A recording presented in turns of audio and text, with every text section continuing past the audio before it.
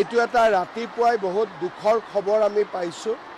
মই ইতিমধ্যে পুলিচক নিৰ্দেশ দিছোঁ যে বাংগালোৰৰ পুলিচ কমিশনাৰ লগত কথা পাতিব লাগে, ঘটনাৰ তদন্তও কৰিব লাগে আৰু মৃত শৰীৰকেইটা সন্মান সহকাৰে অসমলৈ উভতাই আনিব লাগে।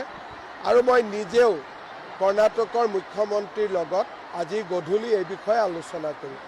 এইটো এটা ৰাতিপুৱাই বহুত দুখৰ খবৰ আমি পাইছোঁ।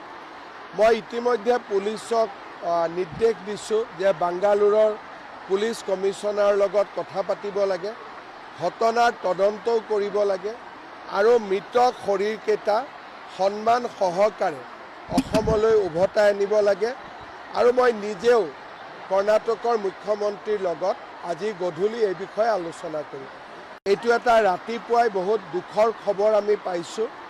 মই ইতিমধ্যে পুলিচক নিৰ্দেশ দিছোঁ যে বাংগালোৰৰ পুলিচ কমিশনাৰ লগত কথা পাতিব লাগে, ঘটনাৰ তদন্তও কৰিব লাগে আৰু মৃত শৰীৰকেইটা সন্মান সহকাৰে অসমলৈ উভতাই আনিব লাগে।